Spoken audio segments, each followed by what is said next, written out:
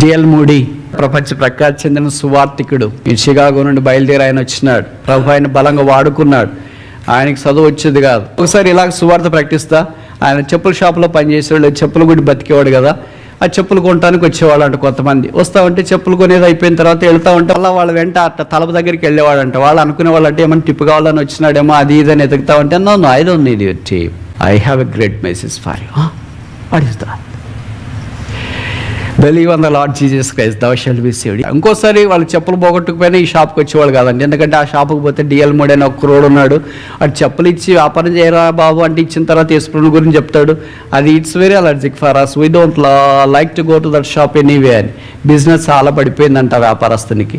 ఆయన ఆలోచించినాడు, ఎందుకు నా బిజినెస్ పడిపోయింది, చెప్పుల షాప్ బాగా పడిపోయింది ఏంటి వ్యాపారం అని ఆలోచిస్తే ఎవరో ఫీడ్బ్యాక్ ఇస్తారు కదా. వాళ్ళు చెప్పారంటే ఇది పడిపోవటానికి కారణం ఏంటంటే మీ చెప్పుల షాప్లో పనిచేసే కుర్రోడు వాడు బాగా పనిచేస్తాడు, సో ఫెయిత్ఫుల్, అన్ని బాగున్నాయండి. ఒక్కటే వెళ్ళేటప్పుడు యేసుప్రభుని గురించి చెప్తాడండి. దానికి చాలామంది అలర్జీకి అయ్యి రెండోసారి రాకుండా అయిపోయారు, వేరే కస్టమర్లను కూడా పంపించకుండా అయిపోయారు. నీ చెప్పుల షాప్ బాగా కావాలంటే నీకు రెండే మార్గాలు, ఆ పిల్లవాడిని పంపించి వేరే వాడిని పెట్టుకో. Know the gospel on one side and rejection on the other side.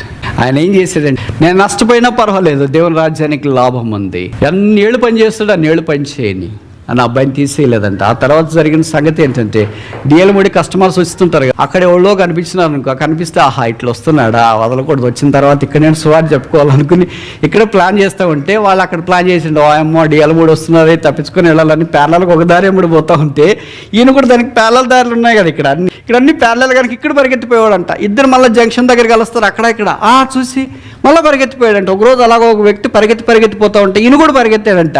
చూసి వాళ్ళంతా ఆశ్చర్యపడుతూ ఏం పరిగెత్తున్నాడేమో, దొంగతనం చేసి ఈయనంతకు పరిగెత్తున్నాడేమో అది ఇది అనుకునేలోగా ఆ ముందు పరిగెత్తే ఆ వ్యక్తి ఏం చేశాడంటే ఇంట్లోకి పరిగెత్తేసి బెడ్రూమ్లోకి వెళ్ళి బెడ్ కింద పడేసి ఉన్నాడంట. డిఎల్ మూడీ వెళ్ళాడంట, ఆయన కూడా బెడ్రూమ్లోకి పరిగెత్తాడంట, కింద పడుకున్నాడు, కాళ్ళు బయటికి లాగాడు.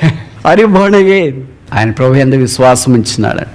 కనుక ఆయన గురించి స్టోరీలు చెప్తాడు. ఒకసారి బాగా వర్షం పడుతున్నప్పుడు స్వార్థ కరిపిత్రికలన్నీ సంఖలో పెట్టుకొని పైన ప్లాస్టిక్ కవర్ లాంటిది కప్పుకొని పోతూ ఉంటే ఒక వ్యక్తి ఒక గొడుగు పట్టుకొని ఒక స్తంభం దగ్గర నిలబడుకొని ఉన్నాడంటే దీనంగా రాత్రి 11 గంటల ప్రాంతంలో. ఆయన దగ్గరికి వెళ్ళి మీరు ఈ సువార్త పత్రిక తీసుకుంటారంటే ఆయన అన్నాడంటే మైండ్ ఎవర్ బిజినెస్ అంటే డిఎల్ మూడీ గారు అన్నాడు, this is my business please, I am call to do this business no matter whether it's raining or snowing, no matter what the situation may be. అందుకే ఆయన గురించి చివరిలో ఏ statement చెప్పారంటే DL Moody, D stands for delocation, L stands for lakhs of the people.